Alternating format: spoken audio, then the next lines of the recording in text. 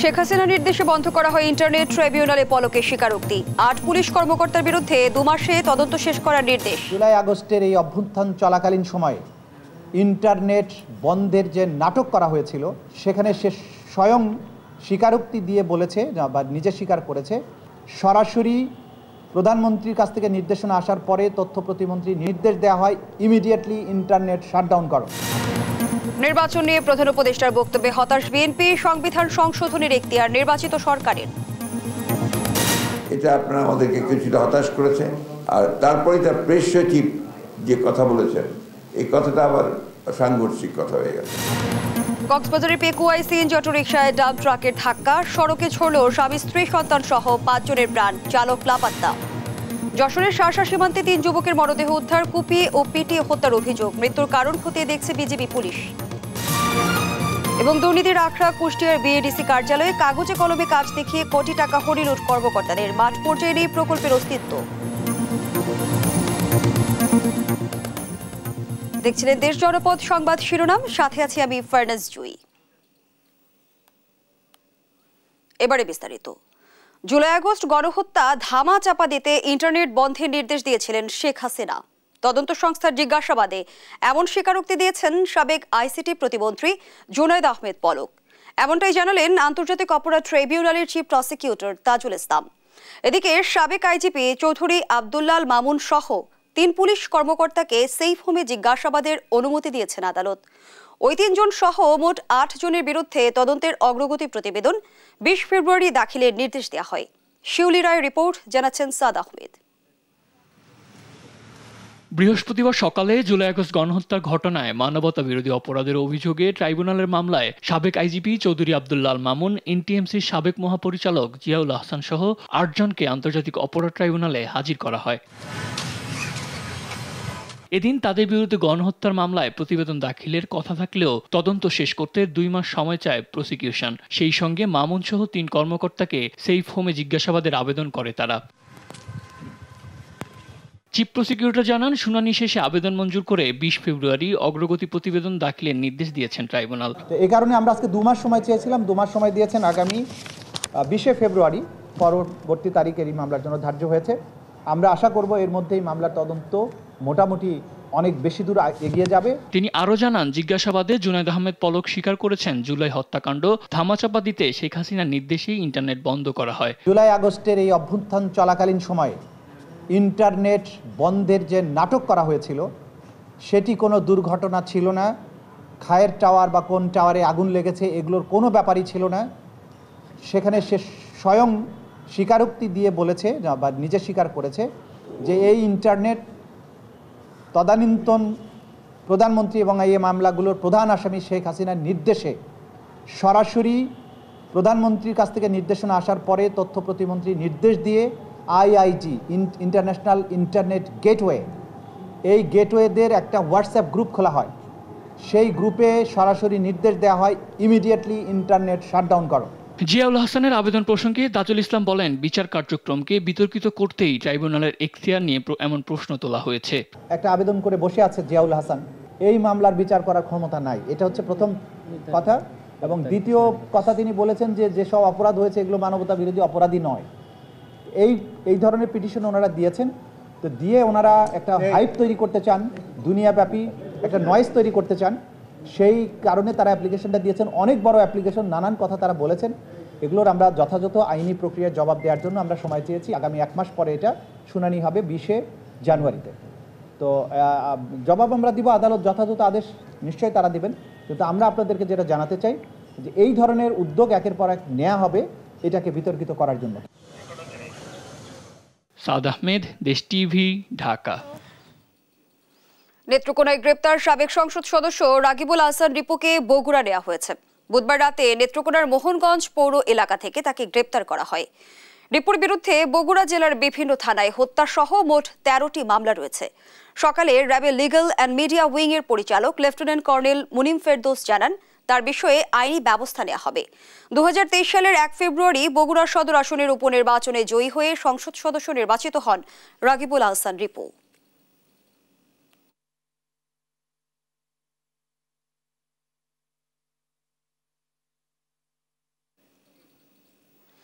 সংবিধান সংশোধনের এখতিয়ার নির্বাচিত সরকারের, এমন মন্তব্য করেছেন বিএনপির মহাসচিব মির্জা ফখরুল ইসলাম আলমগীর। সকালে গুলশান কার্যালয়ে এক ব্রিফিংয়ে এ মন্তব্য করেন তিনি। এ সময় জাতীয় নির্বাচনের সময় নিয়ে প্রধান উপদেষ্টা ও প্রেস সচিবের বক্তব্য পরস্পর বিরোধী দাবি করে মহাসচিব বলেন, সরকারের কাছে নির্বাচনের সুস্পষ্ট রোডম্যাপ চায় জনগণ। সাইফুল রিপনের প্রতিবেদন। 18 ডিসেম্বর দলের স্থায়ী কমিটির বৈঠকে নেয়া বিভিন্ন সিদ্ধান্ত তুলে ধরা সহ সমসাময়িক বিভিন্ন ইস্যুতে বৃহস্পতিবার গুলশান কার্যালয়ে সংবাদ সম্মেলন করেন বিএনপি মহাসচিব মির্জা ফখরুল ইসলাম আলমগীর। এ সময় বিএনপি চেয়ারপারসন খালেদা জিয়ার অসুস্থতার কারণে 21 ডিসেম্বরের মুক্তিযোদ্ধা সমাবেশ স্থগিত করার কথা জানান তিনি। উনি অসুস্থ হয়ে পড়েছেন, গত পরশু রাত থেকে একটু অসুস্থ হয়ে পড়েছেন, যে কারণে চিকিৎসকদের পরামর্শ অনুযায়ী এটাকে স্থগিত করা হয়েছে।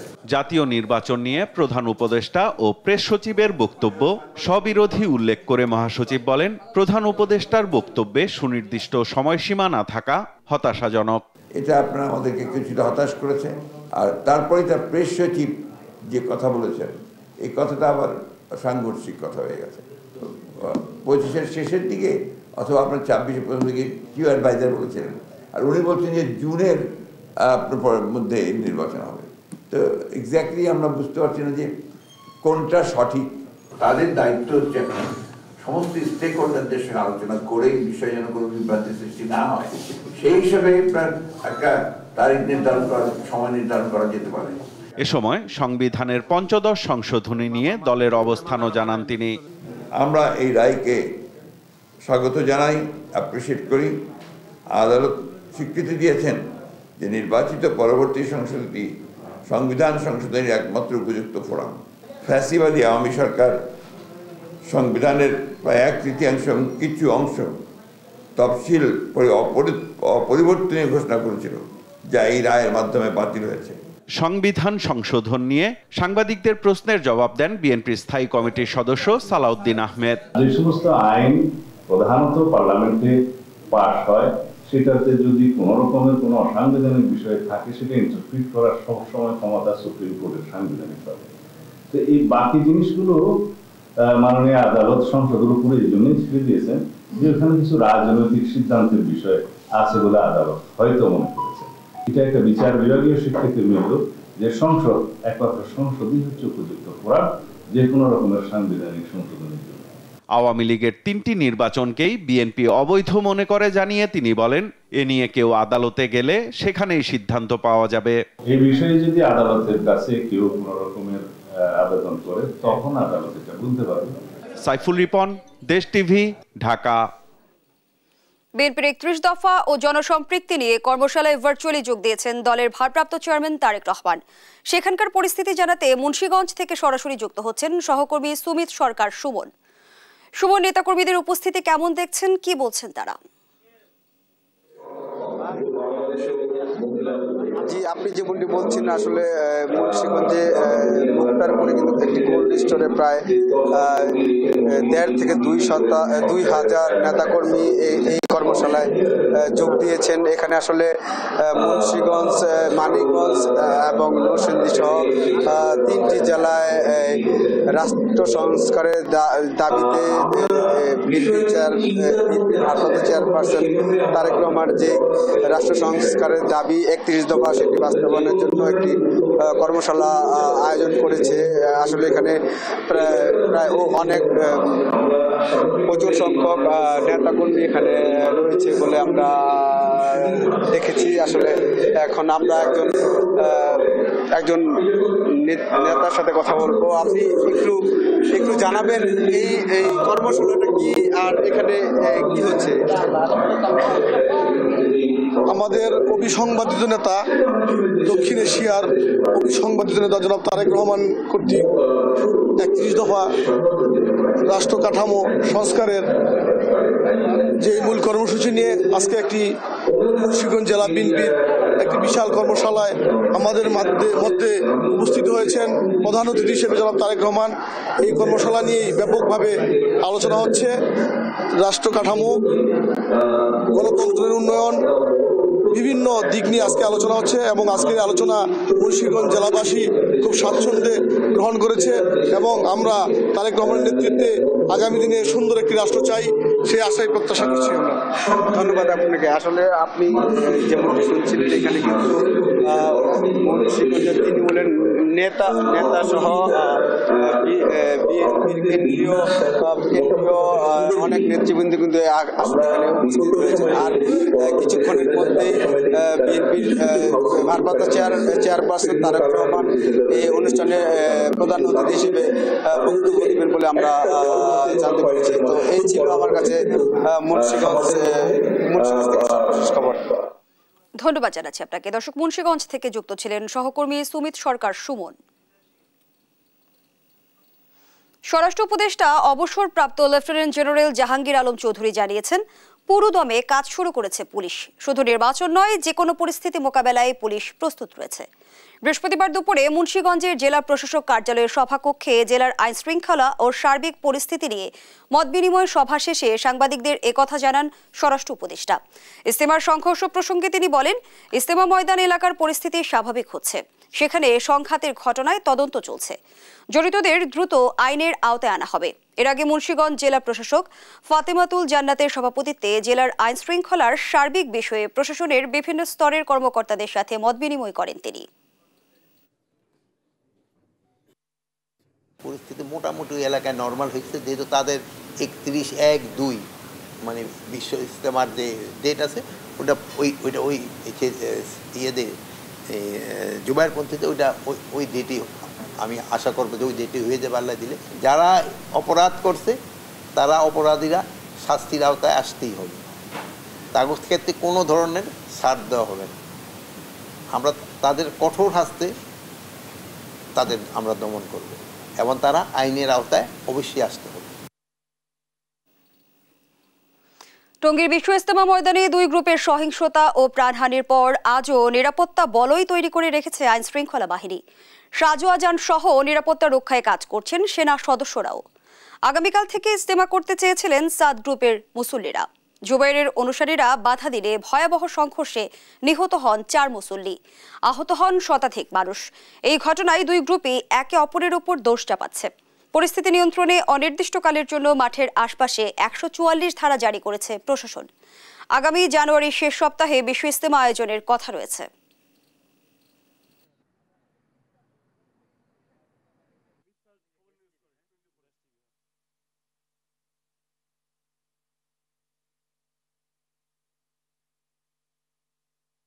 যখন মারামারি লেগেছে আমি ওইটা দৌড় দিছি, এই জায়গায় আসি পর দিই আমার ধরছে, এই তুই কোন গ্রুপ? আমি গোলামে কেরাম। আর এমনি ওই যেভাবে পারে এইভাবে মারছি। কোটি কোটি টাকার দোকান, এখানে এত সামানা সব কিছু লুটপাট করে নিয়ে গেছে। মাঠের ভিতরে ফাঁকা, আর বাইরে পরিস্থিতি অনেক ভালো আছে। বাইরে আপনার আইন শৃঙ্খলা বাহিনীর সদস্যরা এবং সশস্ত্র বাহিনীর সদস্যরা মানে কড়া পাহারায় তারা ডিউটিরত আছে, আর অন্য কোনো সমস্যা নাই। দর্শক, ব্রিফ করছে দুদক মহাপরিচালক, সরাসরি যাচ্ছে সেখানে। অনুসন্ধানের সিদ্ধান্ত গৃহীত হয়েছে।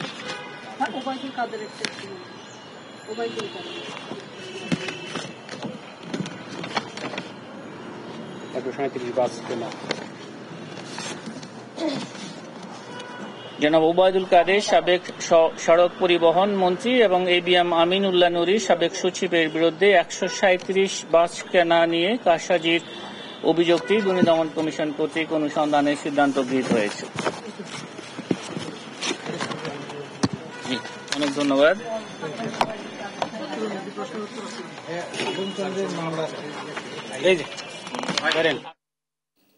দর্শক, এতক্ষণ আমরা দেখছিলাম দুদক মহাপরিচালকের ব্রিফিং।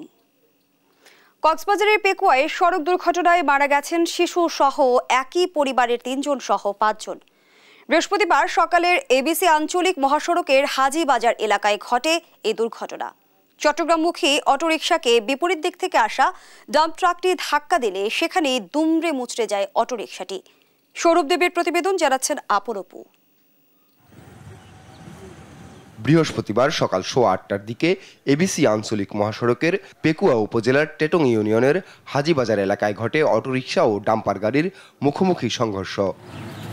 পেকুয়া সদর থেকে চট্টগ্রামমুখী অটোরিকশাটিকে বিপরীত দিক থেকে আসা ডাম্পার গাড়িটি ধাক্কা দিলে সেখানেই দুমড়ে মুচড়ে যায় অটোরিকশাটি। দুর্ঘটনাস্থলেই মৃত্যু হয় একজনের।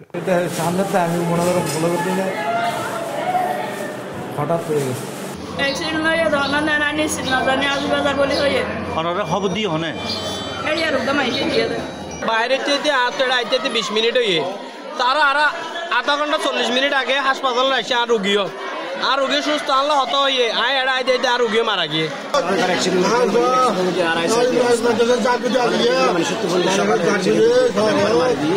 বাকিদের গুরুতর আহত অবস্থায় উদ্ধার করে পেকুয়া উপজেলা স্বাস্থ্য কমপ্লেক্সে নিয়ে গেলে 4 জনকে চিকিৎসক মৃত ঘোষণা করেন। নিহত 5 জনের মধ্যে 3 জন একই পরিবারের। তারা হলেন চট্টগ্রামের হাটহাজারীর বাসিন্দা ফিরোজ, তার স্ত্রী শারমিন ও তাদের শিশু সন্তান জায়েদ। পুলিশ জানায় দুর্ঘটনাস্থল পরিদর্শন করে জব্দ করা হয়েছে ডাম্পারটি। তবে এর চালক পালিয়ে যাওয়ায় তাকে আটক করা যায়নি। এ ঘটনায় আইনি ব্যবস্থা প্রক্রিয়াধীন বলেও জানায় পুলিশ। নিউজ ডেস্ক, দেশ টিভি। যশোরে শার্শা উপজেলা 5 বুলট সীমান্তে অস্ত্রের আঘাত ও পিটুনিতে নিহত 3 যুবকের মরদেহ উদ্ধার হয়েছে। বুধবার সকাল থেকে বিকেল পর্যন্ত এই মরদেহ 3টি উদ্ধার করা হয়। তাদের মধ্যে 2 জনের লাশ সীমান্ত থেকে উদ্ধার করেছে বিজিবি। অপরজনকে মুমূর্ষু অবস্থায় উদ্ধার করে স্বজনরা বাড়িতে আনার পর তিনি মারা যান। নিহতরা হলেন চৌগাছা উপজেলার শাহজাদপুর গ্রামের সাকিবুর রহমান, শার্শা উপজেলার কাগজপুকুর গ্রামের জাহাঙ্গীর এবং দিঘিরপাড় গ্রামের সাবর আলী। দুপুরে সাকিবুরের মরদেহ শার্শা রুদ্রপুর সীমান্ত থেকে বিজিবি সদস্যরা উদ্ধার করে শার্শা থানা পুলিশের কাছে হস্তান্তর করে। সকালে জাহাঙ্গীরের মরদেহ তার বাড়ি থেকে বেনাপোল থানা পুলিশ উদ্ধার করে থানায় নিয়ে গেছে। এর আগে সাবরের মরদেহ ইছামতি নদী থেকে উদ্ধার করে বিজিবি শার্শা থানা পুলিশের কাছে হস্তান্তর করেছে।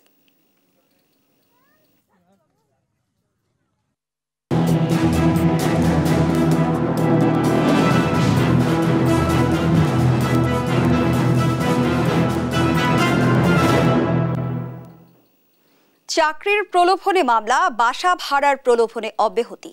হলফনামা যেন মোটা অঙ্কের টাকার অপর নাম। নারায়ণগঞ্জের সিদ্ধিরগঞ্জে জুলাই আগস্ট বিপ্লবকে কেন্দ্র করে মামলা যেন মহাবাণিজ্যের মাধ্যম, এখন চক্রের কাছে। দেশ টিভির অনুসন্ধানে মিলেছে চাঞ্চল্যকর নানা তথ্য। মিথ্যা মামলা বাণিজ্য ধারাবাহিকের আজ 11 পর্ব। অনুসন্ধান করেছেন নারায়ণগঞ্জ প্রতিনিধি বিল্লাল হোসাইন, জানাচ্ছেন এম এ আজিম। বৈষম্যবিরোধী ছাত্র আন্দোলন চলাকালে 20 জুলাই বাড়ির ছাদে গুলিবিদ্ধ হয়ে মারা যান মেকানিক্যাল ইঞ্জিনিয়ার সৈয়দ মুস্তফা কামাল রাজু। এ ঘটনায় তার স্ত্রী আকলিমা বাদী হয়ে মামলা করলেও আসামিদের চেনেন না তিনি। বিএনপির কয়েকজন স্থানীয় নেতা চাকরি দেওয়ার প্রলোভনে এজাহারে স্বাক্ষর করান তাকে। আর এখন বাড়ি ভাড়া সহ নানা সুবিধা দেওয়ার আশ্বাসে মামলা থেকে আসামির নাম কাটাতে হলফনামা দিতে চাপ দিচ্ছেন তাকে।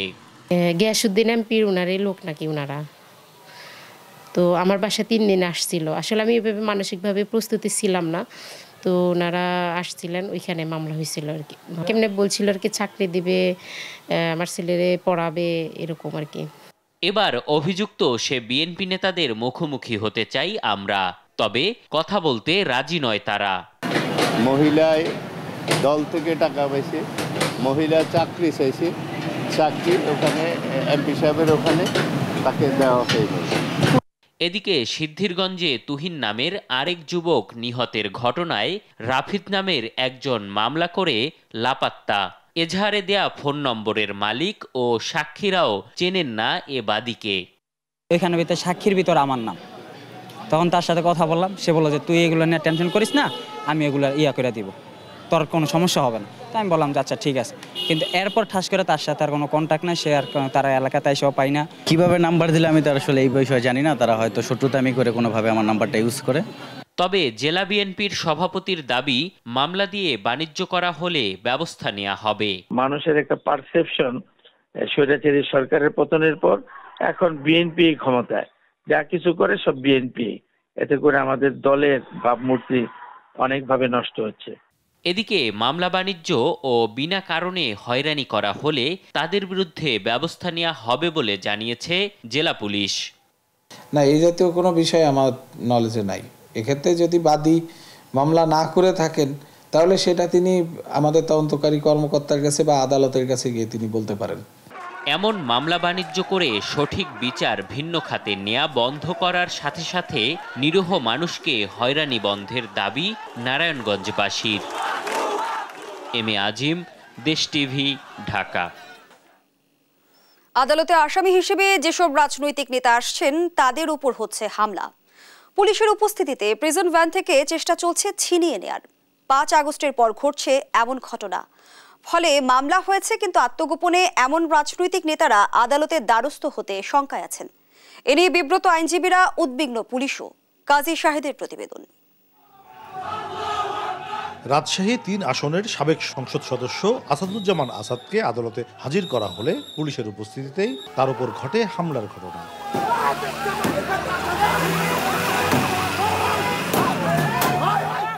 একই কায়দায় হামলার ঘটনা ঘটে রাজশাহী মহানগর আওয়ামী লীগের সাধারণ সম্পাদক ডাব্বু সরকারের উপর। এর আগেও গ্রেপ্তার রাজনৈতিক নেতাকর্মীদের ওপর হামলা হয় আদালত চত্বরে। ফলে মামলার আসামি হয়ে আত্মগোপনে থাকা নেতারা বিচারের মুখোমুখি হতে উদ্বিগ্ন।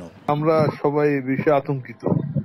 আমরা যে আদালতে বিচার প্রার্থীর জন্য যাব, জামিনের জন্য যাব, সেজন্য আমরা যেতে সাহস পাচ্ছি না। বর্তমান প্রেক্ষাপটে যে মব জাস্টিস গুলো হচ্ছে, অন্যায় অবিচার হচ্ছে, বিচার ব্যবস্থার কোনো নিশ্চয়তা নাই, এই কারণে তো আমরা নিজেরা আদালতে যেতে পারছি না। এখানে অপরাধী তো ছেয়ে গেছে, তারা কোর্টে গেলে, হাজিরা দিতে গেলে তারা যেভাবে ন্যাক্কারজনক ঘটনাগুলো ঘটাচ্ছে, আমাদের মামলা মোকদ্দমাগুলো নিয়ে আইনের দ্বারস্থ হওয়ার জন্য সেই সুযোগ আমাদেরকে তারা দিচ্ছে না। সিনিয়র আইনজীবীরা বলছেন, বাদী আসামির নিরাপত্তার দায়িত্ব আদালতের। বিচার প্রার্থীর উপর হামলার ঘটনা অনভিপ্রেত। আদালত প্রাঙ্গণে এসে তাকে মারপিট করা হয়, তাকে যদি বিভিন্নভাবে হ্যারাস করা হয়, সেই দায়িত্বটা আদালতের এবং আইনশৃঙ্খলা বাহিনীর উপরে। মুভ জাস্টিসের নামে যে ধরনের যে ধরনের আচরণ করা হয়েছে, এটা আমার কাছে খুব কঠিন একটা বাজে একটা মনে হচ্ছে।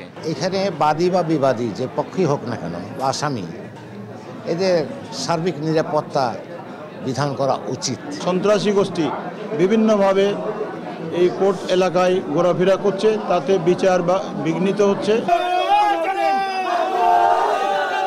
আদালত চত্বরে আসামির উপর হামলার ঘটনায় উদ্বিগ্ন পুলিশও। নগর পুলিশের মুখপাত্র বলছেন, পুলিশের তৎপরতার কারণেই বড় অঘটন ঘটেনি। আগামীতে নিরাপত্তা বলয় আরো শক্ত হবে। পুলিশ না থাকতো তাহলে পরিস্থিতি কেমন হতো একটু বিবেচনা করে দেখেন, অনেক ক্ষতিকর হতে পারত। পুলিশ ছিল বলেই কিন্তু সেভাবে তাকে করা গিয়েছে, জেল হাজতে প্রেরণ করা গিয়েছে। আইনজীবীরা বলছেন, আদালত চত্বরে হামলার এমন ঘটনা বিচার কার্যক্রম ব্যাহত করবে। কাজী শাহেদ, দেশ টিভি, রাজশাহী। স্বৈরাচার ও ফ্যাসিবাদ মুক্ত বাংলাদেশ গড়ার প্রত্যয়ে জামালপুরে অনুষ্ঠিত হচ্ছে বিএনপির সমাবেশ। আরো জানাতে সরাসরি যুক্ত হচ্ছেন সহকর্মী ইলিয়াস আহমেদ। ইলিয়াস, সমাবেশে নেতাকর্মীদের উপস্থিতি কেমন দেখছেন, কি বলছেন তারা? দুপুর 2টার দিকে বিএনপির সমাবেশটি কিন্তু অনুষ্ঠিত হচ্ছে, অর্থাৎ জামালপুরের দেওয়ানগঞ্জ উচ্চ বিদ্যালয় মাঠে কিন্তু সেই সমাবেশের আয়োজন করা হয়েছে।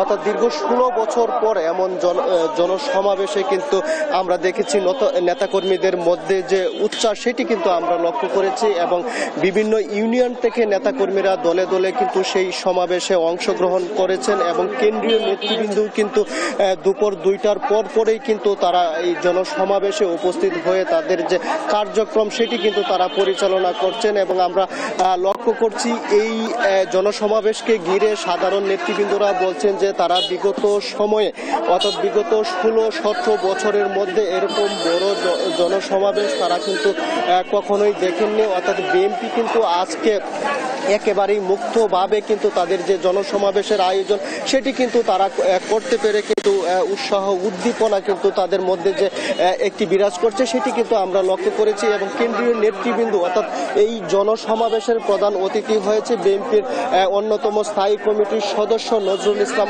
খান। তিনি কিন্তু প্রধান অতিথির বক্তব্য কিছুক্ষণ পরেই কিন্তু রাখবেন। এর পূর্বে কিন্তু আমরা দেখেছি বিএনপির যুগ্ম মহাসচিব হাবিবুন নবী সুহেল এবং ইমরান সালেহ প্রিন্স সহ সাংগঠনিক সম্পাদক ওয়ারিস আলী মামুন সহ জেলা এবং বিভাগের নেতৃবৃন্দরা কিন্তু তারা এই জনসমাবেশে বক্তব্য রেখেছেন এবং তারা বলছেন যে ফেসিবাদের দুঃসররা কিন্তু এখনো চারদিকে কিন্তু ছড়িয়ে ছিটিয়ে আছে এবং তারা কিন্তু যে কোনো কর্মসূচিকে কিন্তু তারা নস্যাৎ করতে সবসময় অপতৎপরতা সেটি কিন্তু তারা চালিয়ে যাচ্ছেন। এই জন্যই কিন্তু নেতাকর্মীদের সজাগ থাকার আহ্বান কিন্তু বিএনপির কেন্দ্রীয় নেতৃবৃন্দরা তারা কিন্তু জানিয়েছেন এবং আমরা দেখেছি এই জনসমাবেশে কিন্তু সভাপতিত্ব করছেন রশিদুজ্জামান মিল্লাত। তিনি কিন্তু দেওয়ানগঞ্জ বকশীগঞ্জ আসনের মনোনয়ন প্রত্যাশী এবং তাকে ঘিরে কিন্তু নেতাকর্মীদের মধ্যে যে ব্যাপকতা সেটি কিন্তু লক্ষ্য করা গেছে এবং নেতাকর্মীরা বলছেন যে আগামী দিনের কান্ডারি মিল্লাতকেই কিন্তু তারা এই আসনটিতে তারা কিন্তু এমপি হিসেবে দেখতে চান এবং তিনি কিন্তু বিগত সময়েও কিন্তু এই আসনটির এমপি হিসেবে তিনি কিন্তু দায়িত্ব পালন করেছেন এবং তারা বলছেন যে আগামীর দিনগুলোতে বিএনপির নেতৃত্বে বাংলাদেশ আরো এগিয়ে যাবে সেই প্রত্যাশা কিন্তু এখানকার নেতাকর্মীরা রাখছেন এবং কেন্দ্রীয় নেতৃবৃন্দরা বলছেন যে বিএনপির যেন কোনোভাবেই মাঠ পর্যায়ে তাদের যেন সুনাম কোনো না হয় সেই বিষয়ে সতর্ক থাকার আহ্বান তারা জানিয়েছেন। এই ছিল আমার কাছে জামালপুরের দেওয়ানগঞ্জ থেকে বিএনপির সমাবেশ নিয়ে সর্বশেষ। ধন্যবাদ জানাচ্ছি আপনাকে। দর্শক, বিএনপি সমাবেশের খবরাখবর নিয়ে যুক্ত ছিলেন সহকর্মী ইলিয়াস আহমেদ। উন্নয়ন প্রকল্প বাস্তবায়নের নামে কোটি কোটি টাকা আত্মসাতের অভিযোগ উঠেছে কুষ্টিয়া বিএডিসি অফিসের কর্মকর্তাদের বিরুদ্ধে। কাজ না করে ব্যয় দেখানো হয়েছে শুধুমাত্র কাগজে কলমে, হরিলুট করা হয়েছে রাষ্ট্রের কোটি কোটি টাকা। যেসব প্রকল্পের সিংহভাগেরই নেই মাঠ পর্যায়ে কোনো অস্তিত্ব, যার প্রমাণও মিলেছে দেশ টিভির অনুসন্ধানে। ইরফান রানার ক্যামেরায় নাহিদ হাসান তিতাসের 2 পর্বের ধারাবাহিক প্রতিবেদনের প্রথম পর্ব আজ। 2020-21 অর্থ বছরে মুজিবনগর সেচ উন্নয়ন প্রকল্পের আওতায় কুষ্টিয়া, মেহেরপুর ও চুয়াডাঙ্গা জেলায় কৃষি উন্নয়ন ও অবকাঠামো নির্মাণে 248 কোটি টাকার প্রকল্প হাতে নেয় কুষ্টিয়া বিএডিসি অফিস। 2024 সাল পর্যন্ত এ প্রকল্পের ব্যয় দেখানো হয়েছে 192 কোটি টাকা। কাজের অগ্রগতিও দেখানো হয়েছে 75%। যদিও বাস্তবে অগ্রগতি তো দূরের কথা, মাঠ পর্যায়ে এ প্রকল্পের কাজের সিংহভাগেরই নেই কোনো অস্তিত্ব, যার প্রমাণও মিলেছে দেশ টিভির অনুসন্ধানে। নিজেরাই আমরা কাটিনি, আমার যেমন দরকার, এখন পানির যেমন দরকার, আমার তো কাটিয়ে নিতে হবে, না কাটলে তো সমস্যা। আবাদ শেষ হয় মানে মেশিন এসে 10টা বেশি দিতে হয় হিসাবে। আমার সৌরবিদ্যুৎটা আছে, আমার উপকার জানছে কৃষকের উপকার তো হয় না। চাষিরাই নিজেরাই ডেরিং করে, আর যেগুলো ওই যে পাইপ মাঝে মাঝে ফেটে যায়, 2-1 জায়গায় এসে ওরা ওইগুলোই জয়েন দেয়। আমাদের দেখাইলো যে ডিপটা বসাবো, আজ একটা বছর খালি পাইপ পুঁতে দেখিতে গেল, আমাদের কোনো সুযোগ সুবিধা পাইছে না, শুধু দেখিয়ে যাইছি। 248 কোটি টাকার এ প্রকল্পের কাজ না করেই 192 কোটি টাকা ব্যয় দেখানো হয়েছে শুধুমাত্র কাগজে কলমেই। হরিলুট করা হয়েছে রাষ্ট্রের কোটি কোটি টাকা। কৃষকরা বলছেন এর সাথে জড়িত খোদ বিএডিসি অফিসের কর্মকর্তারা। ওরা মারি খাচ্ছে, আমরা কি পাই নাকি? আমরা কোনো সাহায্যই পাইনি। কঠিন দুর্নীতি করছে, মানে এটি যে এমনভাবে সাজা হওয়ার দরকার যাতে একজন আর সাজা দেখি 10 জন যাতে ভালো হয়। সরকার কোটি কোটি টাকা হাতিয়ে তা মানে সেই বাহার সুখে দিন কাটাচ্ছে, আর আমরা কিছুই পাচ্ছি না। তবে প্রকল্পের অনিয়মের বিষয়টি অস্বীকার করে বিএডিসির নির্বাহী প্রকৌশলী বলছেন প্রকল্পের সব কাজই ঠিক মতোই করেছেন তারা। এগুলা আসলে অভিযোগ সত্য নয়, বুঝছেন। আমাদের যে কাজগুলা ধরা ছিল, যে কাজগুলার করা হয়েছে সবই করা হয়েছে। এখন মনে করেন যে একটা মহল আপনার মানে স্বার্থের জন্য এগুলা আর কি করে বেড়ায় আর কি। শুধুমাত্র কাগজে কলমে ব্যয় দেখিয়ে উন্নয়ন প্রকল্পের নামে রাষ্ট্রের কোটি কোটি টাকা আত্মসাৎকারীদের বিরুদ্ধে তদন্ত সাপেক্ষে ব্যবস্থা চাই 3 জেলার সুবিধাবঞ্চিত কৃষকেরা। নাহিদ হাসান তিতাস, দেশ টিভি, কুষ্টিয়া। গোপালগঞ্জে 250 শয্যা বিশিষ্ট জেনারেল হাসপাতালে অভিযান চালিয়েছে দুর্নীতি দমন কমিশন। বৃহস্পতিবার সকালে দুদক গোপালগঞ্জ জেলা কার্যালয়ের উপপরিচালক বশির রহমানের নেতৃত্বে একটি টিম এ অভিযান চালায়। এ সময় গোপনে হাসপাতালের বিভিন্ন অনিয়মের ভিডিও ধারণ সহ তথ্য সংগ্রহ করে দুদকের টিম। পরে বহির্বিভাগ ও টিকিট কাউন্টার সহ বিভিন্ন বিভাগে অভিযান চালায়। এ সময় টিকিট কাউন্টারে অতিরিক্ত টাকা আদায়, বহির্বিভাগে অধিকাংশ ডাক্তার ও কর্মচারী অনুপস্থিত, স্টোরে কম্বল থাকা সত্ত্বেও রোগীদেরকে না দেয়া, সার্টিফিকেট বাণিজ্যে হাসপাতালটির ৪র্থ শ্রেণীর কর্মচারী সোহেল শেখ ও কুদ্দুস গাজীর একটি সিন্ডিকেটের সন্ধান সহ ৮টি অনিয়মের প্রমাণ পায় দুদক টিম। পরে দায়ীদের বিরুদ্ধে ব্যবস্থা গ্রহণের কথা জানান হাসপাতালের তত্ত্বাবধায়ক। মেহেরপুরে বৃহস্পতিবার ভোরে একদল চোর দোকানের তালা ভেঙে ট্রাকে করে মালামাল লুট করে নিয়ে গেছে। এ সময় বাজারে নৈশ প্রহরীকে দেশীয় অস্ত্র ঠেকিয়ে চোখ বেঁধে রাখে তারা। সোহনা বস্ত্রালয়ের স্বত্বাধিকারী স্বপন ইসলাম জানান, রাত ২:৩০টার দিকে দোকান বন্ধ করে তিনি বাড়িতে যান। ভোরে মুঠোফোনে তাকে জানানো হয় দোকানের মালামাল লুট হয়েছে। খবর পেয়ে অতিরিক্ত পুলিশ ঘটনাস্থলে আসেন। এ সময় স্বপন দাবি করেন ১২ লাখ টাকার মালামাল লুটে নিয়ে গেছে চোরের দল। নৈশ প্রহরী শহীদুল ইসলাম গগন জানান, রাত ৪টার দিকে ৪ জন ব্যক্তি একটি ট্রাক নিয়ে এই সড়কে ঘোরাঘুরি করছিল। এক পর্যায়ে একটি দেশীয় অস্ত্র তার বুকে তাক করে চোখ মুখ বেঁধে ফেলে এক জায়গায় ফেলে রাখে। সাইবার টিম সহ পুলিশের বেশ কয়েকটি দল কাজ করছে।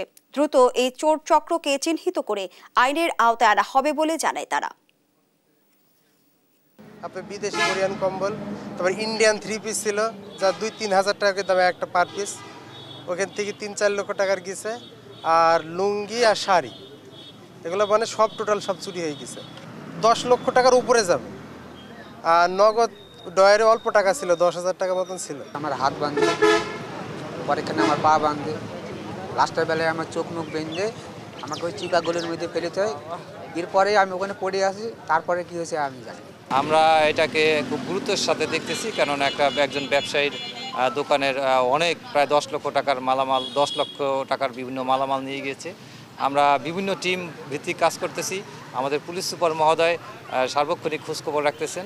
আমরা বিভিন্ন তথ্যপত্র বিশ্লেষণ করতেছি।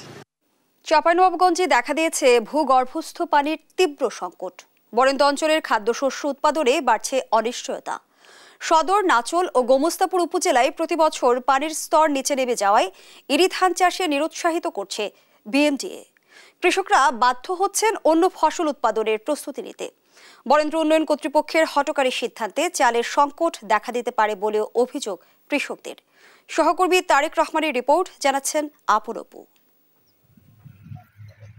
বরেন্দ্র এলাকায় মাসখানেক ধরেই চলছে আমন ধান ঘরে তোলার কাজ। জমি প্রস্তুত করছিলেন ইরি ধান চাষের জন্য। এমন সময়ে ইরি ধান চাষ না করতে গভীর নলকূপের অপারেটর ও সংশ্লিষ্ট কৃষকদের মাঝে লিফলেট বিতরণ করে বরেন্দ্র উন্নয়ন কর্তৃপক্ষ বিএমডিএ। নির্দেশ অমান্য করে ধান চাষ করলে বেঁধে দেওয়া সময়ের বেশি বিদ্যুৎ না দেওয়ারও ঘোষণা দেয় তারা। তাই বাধ্য হয়ে কৃষকরা প্রস্তুতি নিচ্ছেন গম, মসুর ডাল ও ভুট্টা আবাদের। আমাদের এই উঁচু এলাকাতে পানির তলকার লিয়ার পানির সমস্যা খুব, ওই জন্য সব জায়গাতে আমাদের এই পানি পাওয়া যায় না। ওই যে সব জায়গাতে ডিপ আছে সেই সব জায়গাতে ইরি হচ্ছে, কিন্তু তাও এই বাকারে বরেন্দ্র ইরি করতে মানা করেছে। ফসলের পানি কম লাগবে, এগুলো জেনে ফসল করতে হয়। ধান টানের ফসল হবে সামনে, ইরিতে আপনার পানি চাষটা বেশি লাগবে। এই কারণে এই যে ডাল, এই যে মুসরি, সরষে, গম, বুট এই চাষগুলো করতে বলেছে। পানি না পাইলে তো চাল তো তৈরি করতে পারতেছি না, তো সেই হিসাব তো করা লাগবে আমাদের জন্য। এই জন্য হয়তো বা বরেন্দ্ররা হিসাব করে দেখতেছে। কৃষকদের দাবি, লাখ লাখ টাকা খরচ করে সোলার সিস্টেম পাতকুয়া নির্মাণ করলেও এর কোনো সুফল পাচ্ছে না তারা। বিএমডিএ কর্মকর্তাদের লুটপাট আর অর্থ আত্মসাতের কারণেই দুরবস্থায় কৃষকরা। ওই বড় ডিপ গালা বাসে তো ওরা বলছে কি যে বড় ডিপে জায়গা বসালে পানি পাবে না, উঠবে না, এই জন্য এগুলো বাসা তো কোনো কাজই হচ্ছে না। আপনার সারাদিনে আপনার 10 কাঠা ভিড়বে না, আর অথচ অনেক জমিগুলো ব্যাপক ফাঁকা পড়া আছে, দেখেন কোনো ডিপ নেই। ধান চাষ কমানোর বার্তা দিয়ে ডিপ টিউবওয়েল অপারেটরকে নির্দেশ দেওয়া হয়েছে অন্য ফসলে সেচ দিতে। আর চাঁপাইনবাবগঞ্জ বিএমডিএ কর্মকর্তারা বলছেন, ভূগর্ভস্থ পানির উপর চাপ কমাতেই এমন সিদ্ধান্ত। বন্যা অফিস থেকে আমাকে বললো যে পানি তো সেদূর সংকট হয়েছে এখন, তো আমরা এত দূর তুমি আবাদ দিবা না, মোটামুটি ধরুন কি যে আছে 50 বিঘা কি 100 বিঘা, তুমি অর্ধেক কমাবে ধানের সঙ্গেই। তার বাদ বাকিগুলা আপনার ওই আলু, আপনার এই মুসরি, শস্যা, খেসারি, মটর এইসবগুলা বলছে কি যে লাগাও। মানে ভূগর্ভস্থ পানির ওপর চাপ কমানোর জন্য আমরা এই উদ্যোগটা বর্তমানে নিচ্ছি। কারণ আমাদের যেভাবে ভূগর্ভস্থ পানি উত্তোলিত হচ্ছে ধানের জন্য, সেভাবে পানি উত্তোলিত হতে থাকলে ভবিষ্যৎ প্রজন্মের জন্য এটা আরও হুমকি হয়ে যাবে। এই জন্য যেই ফসলটাই পানি কম লাগবে, যেমন ধরেন যে আপনার গম, সরিষা, ভুট্টা বা আলু বা অন্যান্য ডাল জাতীয় শস্য। বিএমডি এর অনিয়ম দুর্নীতি খতিয়ে দেখা ও সারা বছর সেচ চালু রাখার দাবি কৃষকদের। নিউজ ডেস্ক, দেশ টিভি। এই ছিল এখনকার দেশ জনপদ সংবাদ। পরের বুলেটিন দেখার আমন্ত্রণ রইল। ধন্যবাদ সবাইকে।